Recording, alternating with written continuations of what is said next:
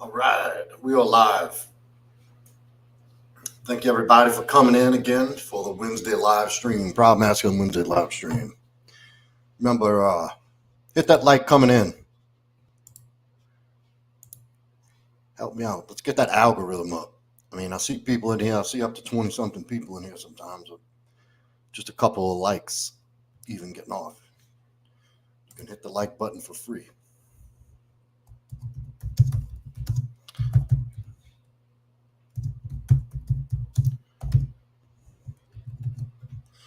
And so today we're going to do tonight's another Q&A, just an open mic Q&A, some viewer questions. We're not going to do a real long one tonight. Some things coming up. We have Lysander Collegio coming back for part 2. I'm looking at next week. It'll be next Thursday. He can't do this on a Wednesday. He instructs look at DT's in the house. Thank you, DT. He can't do Wednesdays like we normally schedule. It has to be on a Thursday, but we'll make an exception to hear the second half of this guy's story. I know it. You need to hear it. I know you love the first one. So, Venator Rex. Always good to have y'all in the house. Then I know Ryan Fowler, part 2 was a great stream last week. That was awesome. I was so glad to have him. I've talked to him since then. He said to tell everybody hi and thank you. And we're going to give a shout out to Joel, Sobriety University, for putting us all together tonight. We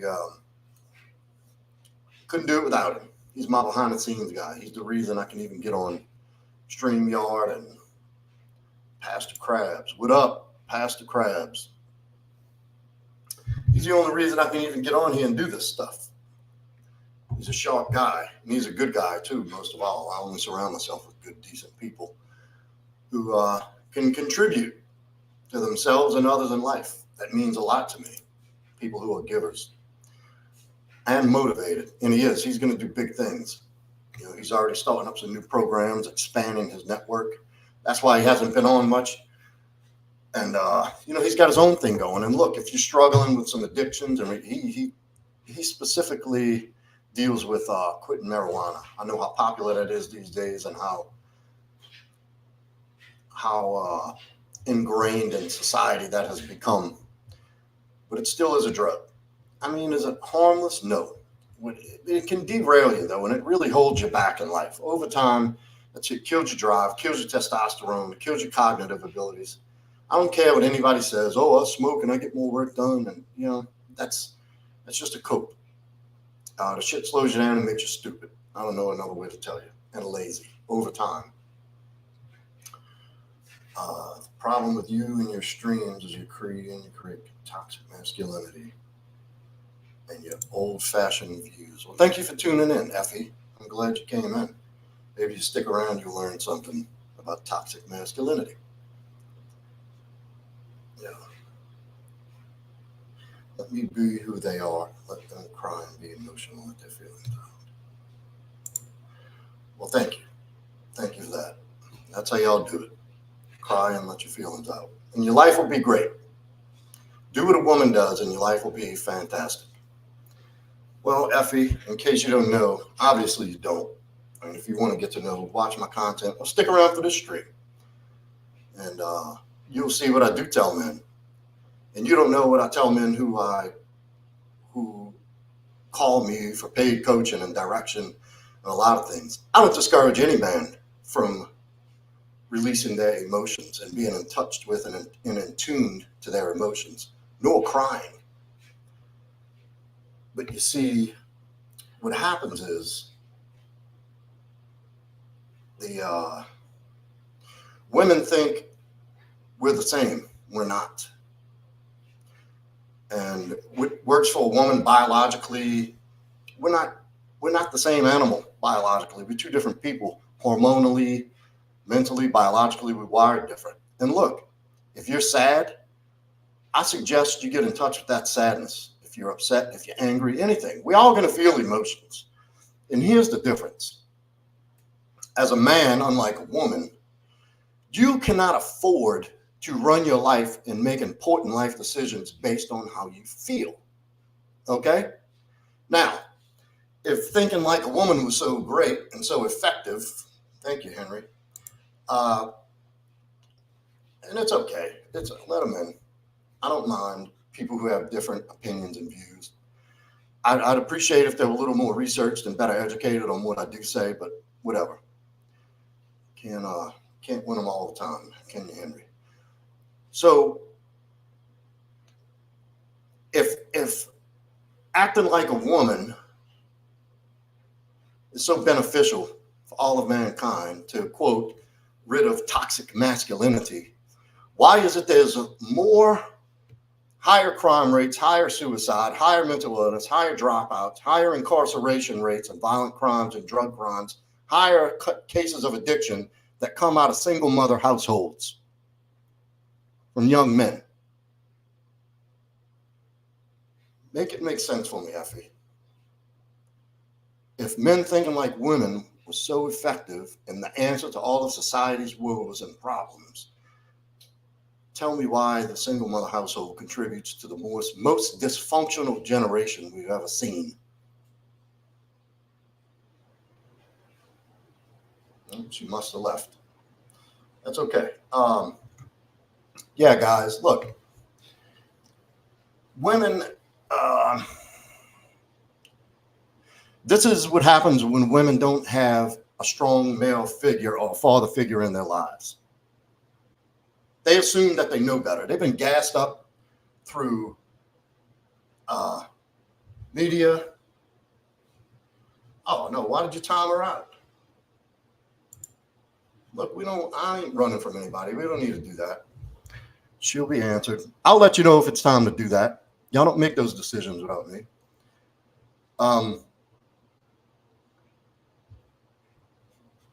No, we don't do that. We don't immediately silence people. Let it go.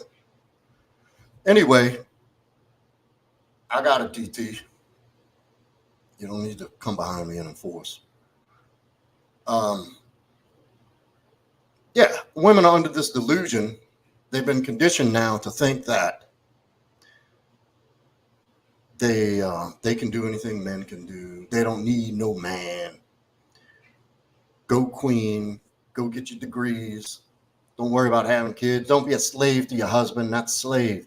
You can go be slave to a coffee shop manager who runs you for $6 an hour in tips. And listen to him and miss time with your family and the best opportunities and moments of your life. But God forbid you make your husband a fucking sandwich, right? Because he's hungry and he just worked all day. Or you keep a clean house for him. Or you have enthusiastic sex with him. From the guy who goes to work all day, breaks his back, would step in front of a bullet for you and protects and provides for his family. But God forbid you make him a hot fucking meal and have clean clothes for him when he gets home and to be a pleasant person. No. See, this is where women get their wires crossed up, that they think they know what's better for men than what men know. And like I said, if it were the answer why are single mother households the most dysfunctional households in existence at an alarming rate in modern society. So they've been led to believe that they have a say-so in what men do and what's the best thing for men. When in fact is they don't even know what's the best things for themselves. When women have a strong, masculine, centered man in their lives, whether it's their dad or they meet somebody down the line, a man who steps in and allows them to be women, which is soft, loving, joy, fun, submissive. And you see, you tell a woman submissive, she's like, eek, submissive, I'm not a slave. It's not what submissive means. Submissive means submitting to the strongest man in your life's lead and his direction and care. And just being able to fully let down your guards and your walls and be able to be your true, pure, feminine self. And allow the man to be, and not even allow the man, because women don't get to allow anything, but it's, thank you, Effie, but you don't make any sense. And look, I tell guys, I've done it. I've said this on my content. When something happens and you're sad, yes, you should cry. Crying is a release of chemicals in your body. But you don't do it to your woman. You don't do it in public. Let's see. Okay, I'm not completely against men doing their roles in life, but I also know from experience that men being told they can't show their emotions just make them become toxic, angry, and hateful. Well, I've never told anybody that, so I'm barking up the wrong tree. But you're welcome to stay and hear what I do tell men and how I do guide men in the group. I have a son. I tell him if it's okay to feel things. Emotions are there for a reason. It's a biological part of us as human beings that we feel things and we have emotions. Emotions are there to tap you on the shoulder and tell you, hey, depression, hey, something's off. You're angry, hey, something's off. Pay attention, pay attention. It's not there to make decisions. It's because, say I get angry. Should I make a decision in my moment of anger? And the person who wouldn't let me over in the left lane that I'm aggravated with, so I just go ahead and ram them in the back of the car and run them off the road and get out and shoot them because I'm angry. It makes no sense. No, it's just there to tell you like, hey, this is triggering you. You should really look at this as to why this bothers you. When you're sad, having emotions and feelings is 100% natural and healthy. It's unhealthy to be emotionally reactive and make important decisions based on how you feel. That's not a luxury men get. As women, y'all get to do that. Y'all do it every day, all day long. Oh, listen to how women speak. Listen to how men speak. A woman's conversation. Oh, I feel like you shouldn't have said that. I feel like they're saying this when they say this. I feel this when you say this. I felt like this when you did this. It's feel.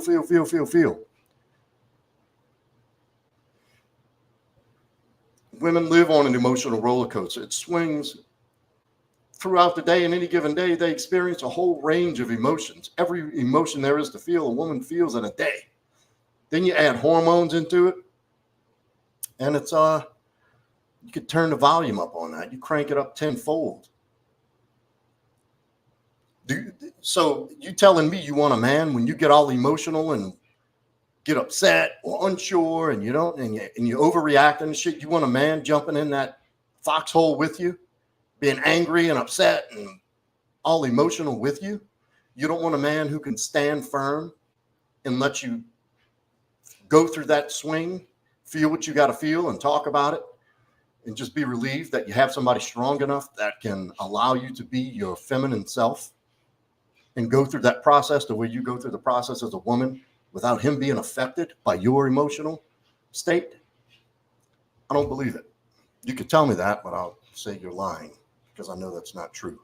The fact is, guys, and never fall for this trap, is a woman will tell you, tell me how you feel. I wish you were more emotional. I wish you were more in touch. I wish you would tell me. Go emote to your woman about how something's bothering you or how you're scared of something, or if you're feeling overwhelmed, and go tell her that and cry in front of her. Let me know how that goes after. Don't really do that. There's not a time in history where a woman has ever meant that, or the woman has never felt closer, safer, and more turned on by her boyfriend, husband, significant other from being a whiny bitch and telling him that he's scared or he can't handle something or he starts crying. Now, there's exceptions. You know, your parent dies or something. Yeah, you get an opportunity to release. And I love the way you say this. Okay, I'm not completely against men doing their role. Like, who gives a shit what you're okay with? Like, do you think anybody cares? No, I'm not completely wrong at all. I'm right, 100%. Like we get your permission to do what we do and play our roles. Well, thank you, Effie, for being a kind lady and giving us all permission to be men. We really appreciate that. So, anyway, and look, crying, you got to have a cry sometimes. You know, if you took teardrops and you put them under a microscope, you're going to find cortisol, vasopressin, norepinephrine, you're going to find a wide range of stress chemicals in a teardrop. So this is all a cry is releasing. But there's a time and a place for that. As men, we're wired. If I hear a woman or a kid crying, my brain goes into fix and protect mode. I get a vasopressin and adrenaline dump immediately, and I'm looking to go protect these people. That's why women cry to get out of shit. We biologically have no defense. The only defense you have against a woman crying and getting her way is to know if she's legitimately crying about something because she's upset or sorrowful. And I'm telling you, 9 times out of 10, if a woman cries in public, it's because she's in trouble and has no other answer. So she's crying to get out of it. When women are, and look, it's not abnormal. Every woman I've ever dated, I've been with in my life has all taken time through certain times just to go sit in their room and cry. That's how they go through shit. And I think that's fine. I think that's healthy. And it's, and men, if you got to have a cry, if you're genuinely sad, and Effie, you don't understand that we don't,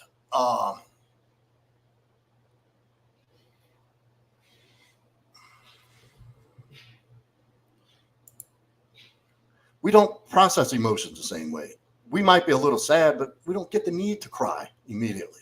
Crying's after a long buildup or deep, deep sorrow. Or if there's an emotional trigger, like we don't feel the need to cry all the time. You know, as a man, I can think of a handful of times in the last 5 years where I've cried. Like had a deep cry. And it was through some very challenging times when it had been built up so much where I had nowhere else to go with it and it had to come out. So I did the right thing, went by myself, sat with it, felt it. And that's what I tell men to do. You got an emotion, anxiety, depression, sadness, anger, sit with it, feel it, acknowledge it, let it be there, let it exist. Actually, that's the healthiest and most effective way to get through an emotional swing is to sit with it, to feel it, to acknowledge it, not judge it, not even question why is it there, just let it be. If you're sad, then sit there and say you're sad. Acknowledge where you feel it in your body. It's usually right here in your chest, in your solar plexus, in your heart, chakra area, in your heart center. And you just massage it and you think about it and you just let the feeling pour into you. And if you should happen to cry because of it, then you just let it go. If you don't cry, then you don't cry. But I guarantee you 10 minutes of that, you're going to feel great. Oh, here we go. I will say that I won't ever stand for a man telling me what to do, though. If I don't want to have sex, we won't.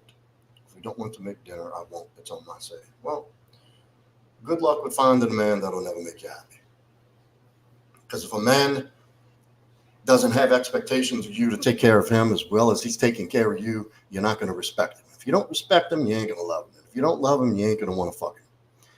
And if you ain't going to want to fuck him, you're going to fucking find somebody else. And you will cheat on him or you'll leave him. But it's okay. It's okay. I don't know how old are you, Effie? This is even a girl. It looks like Katie Holmes from Batman. But I mean, that's okay. Look, it's just a different time. And I'm not, listen, some of the men I meet these days, I kind of feel bad for women. Some of the women y'all get. But it's not their fault. You know, women think they want equality. Women think they want rights and all. No, they don't. You want equality. Why don't I see a push, a protest, a picket line for women ditch diggers or women plumbers? No, women want with the top 1% of men at 21. Well, that seems terrible. You got a lot to learn, Effie. Pay attention to what I'm saying now. If you don't believe it, just take it in. Save it for later, back there somewhere. When you come around and realize, like, oh shit, that dude was right. Proud Masculine knew exactly what the fuck he's talking about. And I don't say the stuff I say because I read this in a book or watched a YouTube channel. I'm 47. I'll be 48 years old next month. Fuck, can't believe that. I've lived this life.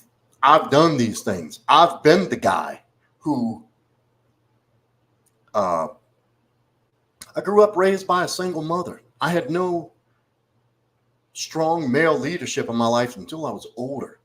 Fortunately, I had a few instances where I had two grandfathers who were part of the greatest generation, like when men were fucking men, unapologetically men.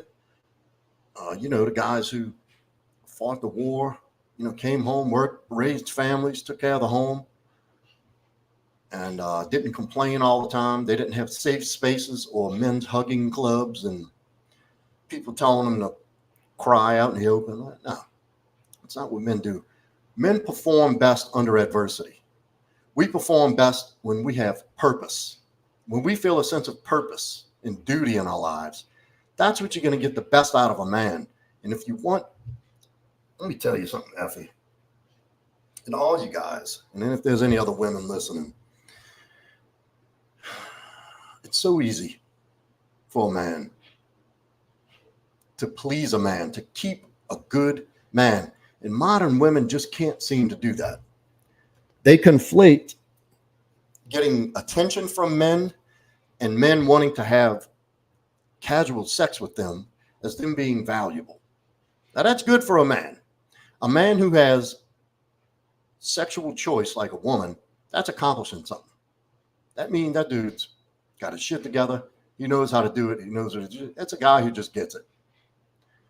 A woman who gets ran through and has sex with a bunch of dudes, even though they're good looking, that's why it's considered low value behavior. That's why they have names like sluts and whore and easy and hoe, because it's very unappealing. Because it's not, women don't have to try to have sex. Don't have to do anything. Especially nowadays with social media, the amount of unwarranted and unvalidated attention women get. And this is where this push comes from, that they think they got this inflated ego and this inflated sense of worth based on some filtered pictures they put on Instagram with their ass and tits, and a list in the comments section and DMs of thirsty simp motherfuckers who are gassing their heads up. And then you got dating apps, which are highly out of balance. And so, yeah, a woman can easily go out and have sex twice a day with two different dudes every day for 4 months straight without even trying. You understand? It's that easy.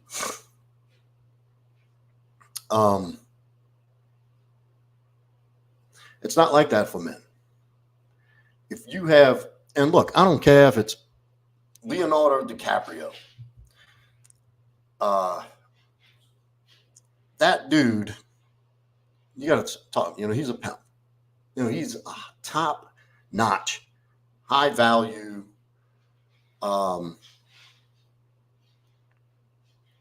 top-tier man, considered in any way, shape, or form. He's good-looking, millionaire, he's world famous in every country on this planet. He's notorious for dating younger women. And guess what? You can take a 7 off of Tinder and she could still outfuck Leonardo DiCaprio by a long shot. So men will never be able to compete with women in the sexual marketplace as far as frequency, options, and longevity. Just for the simple fact that's biology. That's biologically, it's meant to be that way. And it's because sperm is cheap and eggs are valuable. Now, at a certain point, as a woman gets older, she becomes less desirable. Like Effie at 21, you're not going to be as desirable when you're at 41. It's just not going to be like that. Whereas men are going to be less desirable when they are younger, and as they get older and build a life and build themselves into a valuable man who can offer more than just looks.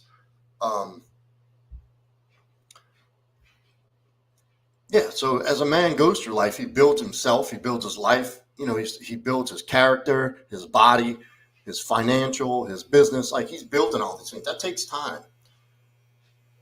Men are made, women are born. Women are born with inherent value because of they're women. They have a vagina, they have the womb, they have the eggs. All they have to do is preserve that. They have value. Women are born valuable. Stay skinny. Don't jump on every dick that walks past you. Be nice. Keep yourself up. Learn how to be a loving, kind woman, pleasant. You can get any man you want and keep him for a lifetime. A guy who would go burn the world down for you easily. Now, I know women say, there's no good men out there. Well, you got to make good decisions too. You can't just pick dudes because they wear because they have a neck tattoo and they turn you on at 20. That's probably not going to be the guy you want to marry and have a family with, right? Nothing against neck tattoos. That's just, you know what I'm saying. But, they want the bad boy in their 20s, and the guy who's getting his shit together through his 20s gets oh, you're going to be such a great guy. Oh, let's just be friends. I love you, but not like that. I see you like a brother. He's going to get that speech. While Chad and Tyrone are going to get blowjobs in the back seat and blowing her back out 2 a.m. after Kyle takes her out for a nice dinner and flowers. And Chad's going to come over and eat the leftovers, and he's going to come in slides and sweat shorts, blow her back out, eat the leftovers, and go home. So, but then, they get in their 30s and they're like, where's all the good guys? No men want to date me. That's how it is. Anyway, enough about all that. Wait, let's see. This is a generational thing. It isn't because of how we're both raised. The decades we grew up in, and that's what's acceptable. I grew up as a teen in the 2010s during Me Too and everything. So our views going to, I don't know. Our views are different because we're men and women, and it's okay. It's all good. And look, I'll celebrate our differences. Our differences are meant to be complementary, not adversarial. And that's what the feminists get wrong, Effie. Get away from the dark side before they suck you in and it's too late. Get out of the dark side now before you're 45 and drinking box wine with your cat family. And a short haircut and a spare tire on around your belly. Wondering why no men want to take you on a date because you're angry at the world. Feminists lie to you. There's things that women do better than men. There's things men do better than women. That's why we're built the way we are. We are naturally and biologically designed by the eyes of our creator, God, to be different. I bring this, you bring this, we come together. We got a unit. We got a team. Before you know it, we're a family. Next thing you know, everybody's happy and fulfilled, and it's a healthy existence. It's love. If you haven't noticed, look around at society. We're not doing that great. We're not doing really well right now. And it starts with the degradation of the nuclear family, the tearing apart of, the lying to the women that you don't need no man. And it's absolute nonsense. It's absolute nonsense. And if, as a young lady, I'd suggest you go look at these women who are starting to come out in their 40s and 50s now, who started out as, older teen, early 20-something-year-old feminists who bought into the lie. Now they hate themselves. They're at home on anti-anxiety medication and depression medication. Can't cope with their lives, and now they're lonely, and nobody wants them, and they don't have kids. They don't have anybody to look after them and love them. They live a life of quiet, lonely desperation, wishing they would have done it the other way. They've been lied to, and they'll tell you. That's coming out of their mouth, not mine. But there's things that are different about us that make us so great together. There's a reason why a woman is the chalice. The woman is designed to receive. That's why you're built with this, and we're built with this. To penetrate and give, then you receive. Then you grow life inside of you. That's a pretty important thing to me. That you have the ability to have my child, to bear the fruit of my loins and turn it into a whole person. That's half me. And then together, you put your love and I put my discipline, and I put my directness, you put your encouragement. Like we put all these great qualities and characteristics about each other that are different into this one person and each other. And then we're a family. It's a beautiful thing. You stay home and cook the pancakes. I'll go home and I'll go out and beat the bad guys. I'll open the pickle jars.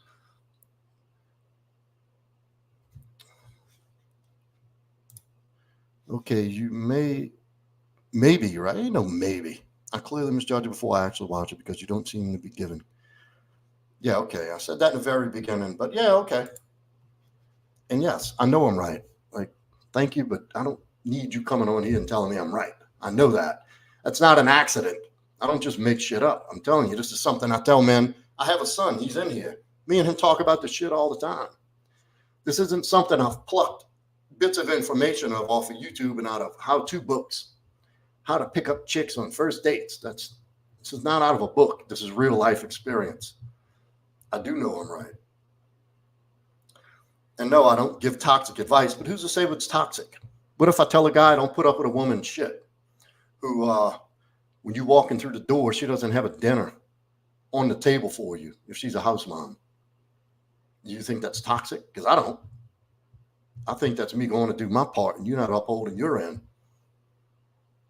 That's a bad partner. Toxic, everything toxic, this, toxic that. You got toxic masculinity and toxic tendencies. I don't know where they come up with all these words for shit lately. It's all right.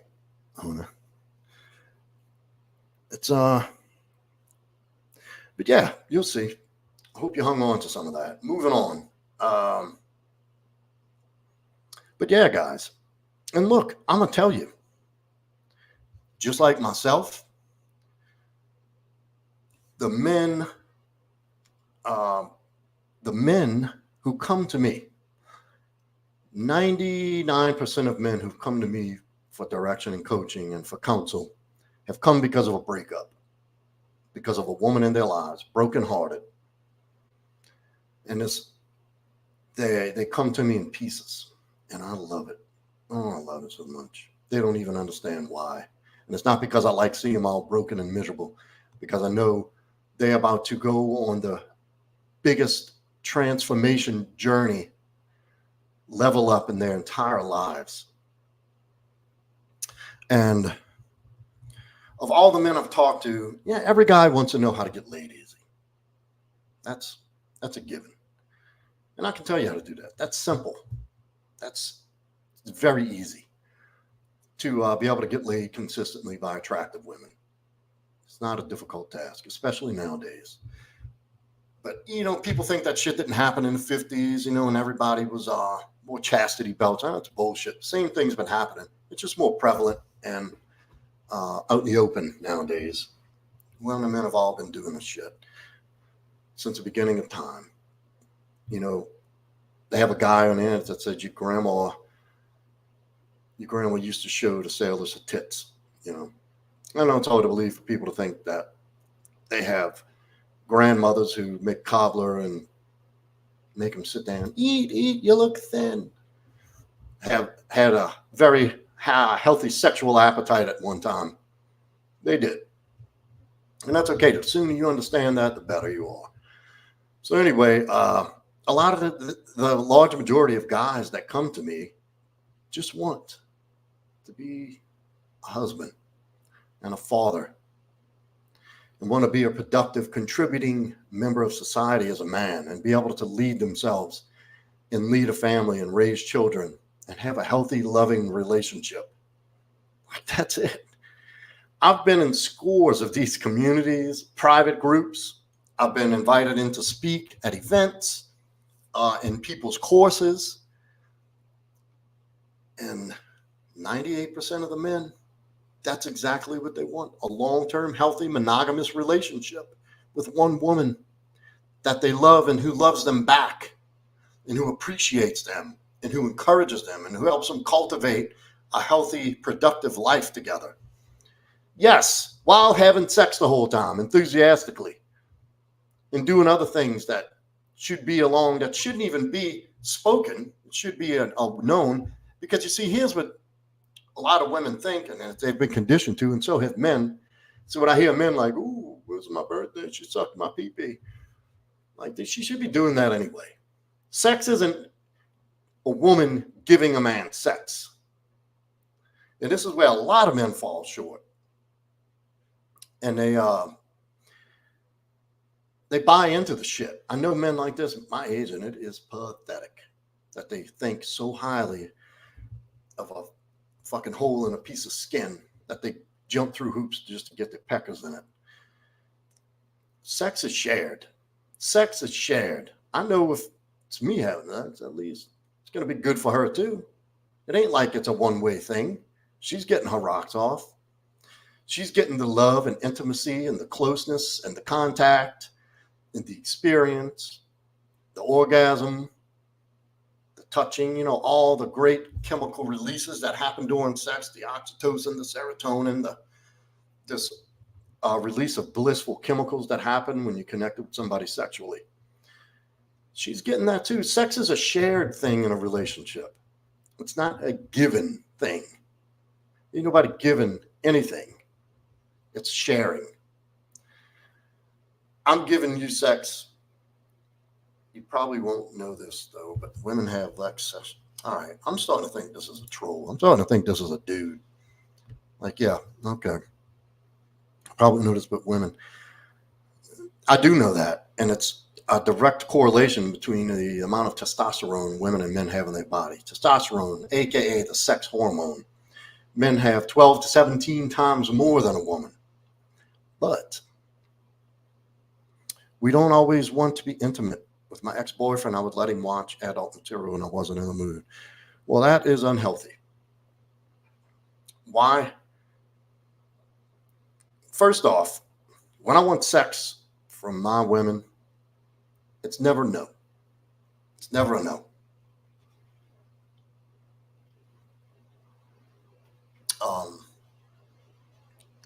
Yeah, and you would let him watch. Listen, that's unhealthy for men to watch porn. That's a diseased mind. That's an unhealthy, mentally unstable mind. If a guy gets his rocks off by watching another man please another woman sexually, that's not a good spot. That's a very unhealthy, dysfunctional behavior and act. If a guy can sit there and touch himself and pleasure himself by watching another guy please a woman, there's a term for that. It's called cuckolding. He's a cuck. I haven't looked at porn in years and years and years, but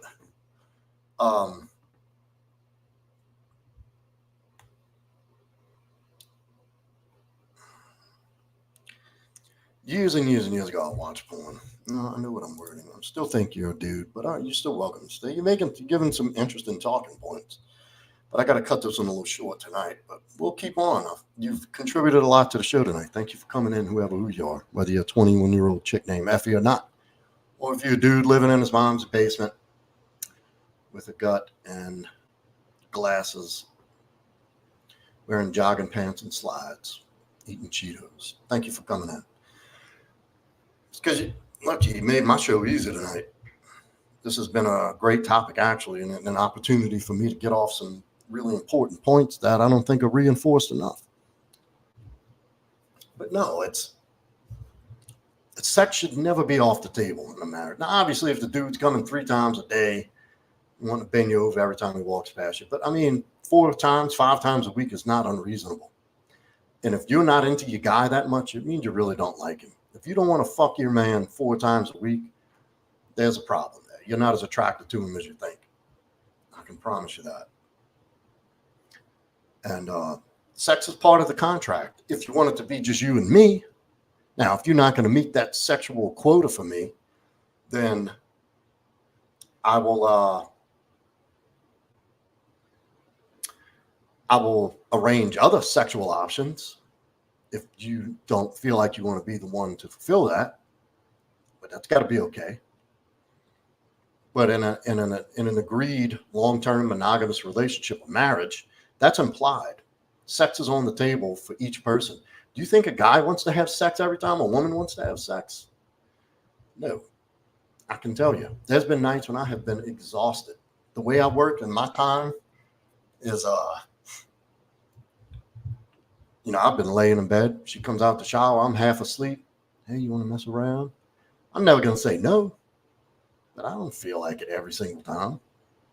Like, you think guys don't go through the motion at times? They do. But it's my duty. It's my obligation. And this is something else that men and women differ in, is a sense of honor and duty and obligation. Women, y'all don't have that button. Y'all don't have that switch in you. Honor, duty, doesn't really mean anything to women. It's something as men that we uphold and live by. It's a code. And that's another difference in men and women, and that's okay. That's okay. But I'm telling you right now, if 4 times a week, especially if you're younger, 4 times a week is too much and you can't muster up the attraction and wetness to have sex with your man 4 times a week, you're not as attracted to him as you think. That's all I'm saying. You're the one asking me to stay. LOL. I never asked you to stay. I invited you to stay.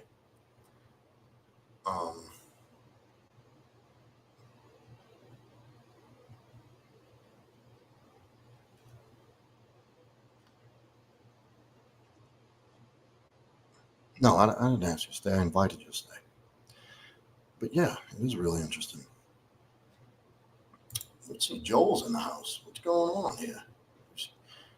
Oh, well, DT, look, mods, y'all monitor the chat. I'll run the show, okay? Don't be doing shit like that. Joel dropped in. I was just talking to him earlier. Look, we were talking about him earlier. Spent some time with the fam these last couple of weeks, realizing how different of a path I'm on than them. Not a good or bad thing. How do you come to terms as a man that you're truly on your own? Well, that's just it, brother. There's no terms. You'll know when you know. And it's okay. It's okay to be on a different path than your family. Listen, a lot of people live their whole lives with the same personality, the same belief systems, the same ideals and values, which is, there is a core belief system that's going to mold you who you are as a person, your character. But the more you grow, the more you experience in life and different things and different points of views, and especially like you going out and experiencing a whole different culture and way of life, it's going to be, I'll get to you in a minute, Effie. Let me help Joel out here. You're going to change as a man. If you're the same person you were 5 years ago, you're doing something wrong. Now, it's not our job to make sure everybody else around us is on board. It's our job to keep the growth, keep continuing growth.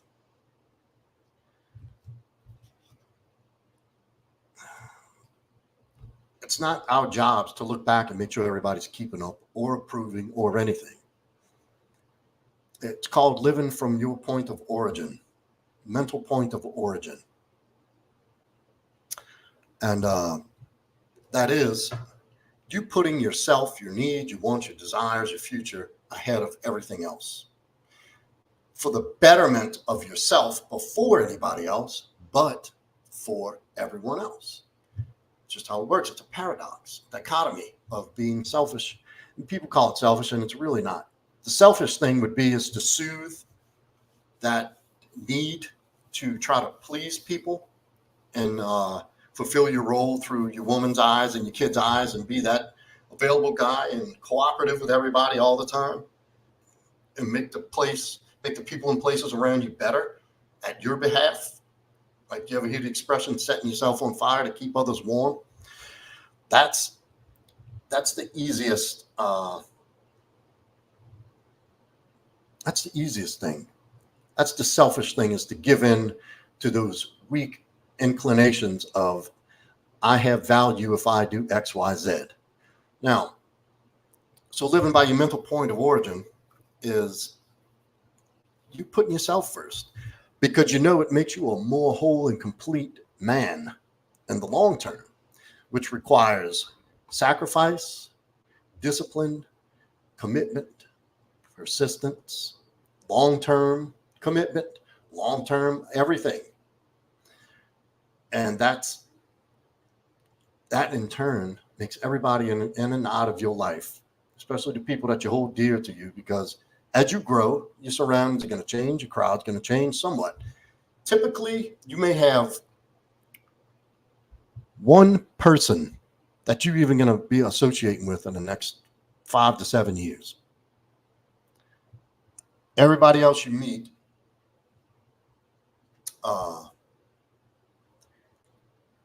is going to fall off at some point. It's going to be, we call them fair weather friends, casual acquaintances. It may seem intense and connected in the beginning, and you think you got a real friendship or like a relationship or something, a serious bond, and it just fades because you're growing and you're changing. Most people aren't working on themselves for growth, and that's what you're doing. So you've already separated from the herd by going inward, doing the work, doing the hard work, looking future casting, having that long-term plan of success and who you want to be, and a clear idea of your outcome as a man in life and who you want to be. So you're just taking steps toward that. Inevitably, through this process, you're going to change. There's going to be changes. Some things that are going to be long-term beneficial, some things you're going to say, all right, that's not working too well, I got to change that. And you're going to be dropping off and picking up habits and adding to your repertoire and your toolkit for life. And through that process, you're just going to grow away from people. You're going to separate from the herd, and that's not a bad thing. People who truly love you and accept you are going to love to see that you're doing well and winning. That's the people that get to stay in your life. Anybody putting up resistance for that or trying to hold you back, that's selfish. A lot of people, because what that is a reflection of what they're willing to not do, what they're not willing to do and the stuff you're doing. So subconsciously, they're going to want to hold you back. And they want to keep you in this little box that they know you as. That's comfortable for them. Joe belongs in this box because that's how I've known him forever. And I'm going to keep him in this tight little package. When you start acting out of that, then they start coming, you acting different. I don't like this. I don't like who you've become. You've changed. You know, that language starts up. That's actually when you know you're doing well. When you find people trying to pull you back into that box and stuff you in that box where they're comfortable having you. That's when you're doing well. That's when you're changing and growing and things are happening for you. And don't look backwards to find out if you've grown or not. Look left to right and side to side. Look where you're standing at the moment. Look at your environment. That tells you where you've come and how far you've come and how. Now, if you look down and you're stepping in shit worse than you were in 5 years ago, then you're doing it wrong. Obviously, you're not growing. You're falling back. And so, yeah, don't sweat it, bro. It's so you come to terms with it as you're doing the best thing for yourself. And in turn, you're doing the best thing for everybody around you that you love and care about. Your future children, your family. Your parents may have to depend on you to take care of them one day. Wouldn't you rather be in a position where you can retire them, or at the very least be able to contribute to their health care, or if they're in a jam that you can help them out? And like that's the path you're headed on. It's not your responsibility, but wouldn't it be nice to be able to accomplish that? It would. That's a good feeling. And the people who love you are going to support you and encourage you to keep going, keep doing what you're doing. You look great. You got great ideas. You're doing great. You sound great. Great to see you. It's all good things. Those people are on your team. And that's the ones you want to keep close. And the people along the way that you meet, them as well. You can meet a total fucking stranger that can change your life. Believe me. Never discount. Like, just because they're with you from young years or in your family, doesn't necessarily mean they have to stay on the bus the whole time for the rest of your life. There's family sabotages family more than anybody, more than total strangers ever do. And as you grow as a man and expand your thinking, your spirituality, your physicality, your business sense, and your ideas, and your financial sense, and your emotional maturity, as you expand these things, you're going to start attracting people on your level. And you're just not going to be in alignment with people you used to run with back in the day. Like, think about since you quit weed. Like, do you ever have the desire to sit around in a room full of potheads, like giggling and talking and eating a bunch of stuff? It probably doesn't make any sense to you anymore. Like, what the fuck? Why would I just sit there and get high? Like, it doesn't make sense. It doesn't align. It's because you've grown. You've overcome that. You've become a different person. And that's a good thing. So there, I hope that answered your question. Effie, I am not single. Well, look, this is a great show. Effie, I hope you come in next week. Did I help you out there, Joel? Did I answer that? Was that what you're looking for? I hope I was able to help you out. We need to get that super chat going. I'm gonna start doing shows with super chats. You ask a question. Awesome, brother. Glad you dropped in. Always great to see you. Ladies and gentlemen, Joel at Sobriety University. I always introduce you at the beginning of the shows.